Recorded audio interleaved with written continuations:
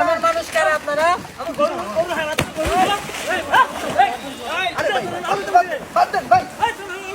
আরে ভাই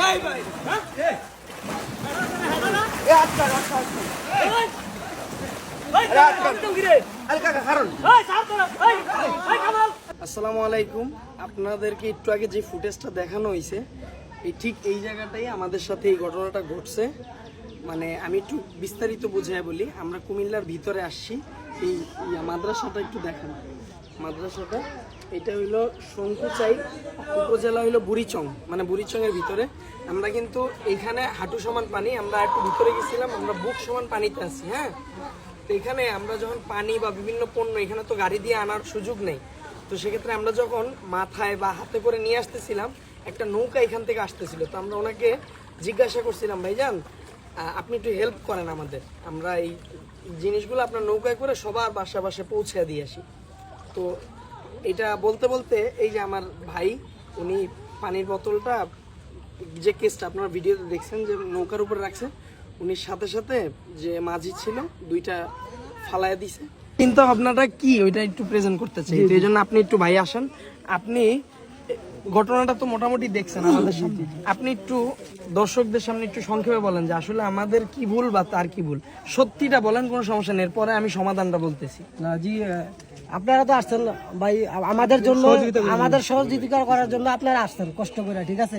এটা যদি আমরা না বুঝি তাহলে এটা তো আমাদের দুর্ভাগ্য, ঠিক আছে। তো আপনাদের কাছে আমার সরি ভাই, কারণ যে এই ব্যাপারটা করছে আপনাদের সাথে, এটা এটা অনেক বড় অন্যায় করছে, ঠিক আছে, অনেক বড় অন্যায় করছে। আপনাদের কাছে ক্ষমা আছে, ঠিক আছে, এটা আপনারা ক্ষমার দৃষ্টিতে দেখবেন ভাই, ঠিক আছে।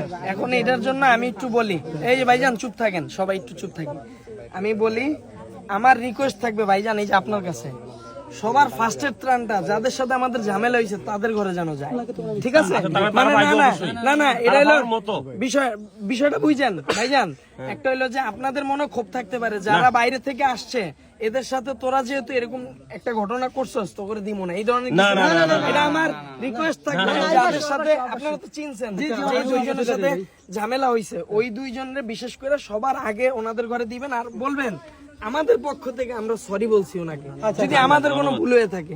আর ওনাদেরকে একটু বুঝাবেন যে এরপরে যদি কেউ আসে যেন তারা তাদের পক্ষে যতটুকু সম্ভব সাহায্য করেন, কারণ আমরা পুরা বাংলাদেশে যেখানে যেন বন্যা হইতেছে সবাই চেষ্টা করতেছি। এখন আপনাদের সাহায্য পরিবর্তে যদি এই ধরনের আচরণ, আমাদের পরিবর্তে অন্য কোনো টিম আসতো, এই যেখানে ঘটনাটা ঘটছে ওইখান থেকে ফিরে চলে যেত, যে এই শুরুতেই যদি এই অবস্থায় ভিতরে গেলে তো আমাদের জানের ভয়। অবশ্যই তো এই জন্য আমরা রিকোয়েস্ট করব আপনার কাছে, মানে আমার আবদার, আপনি সবার প্রথমে ওনার ঘরে ত্রাণটা দিন, ঠিক আছে।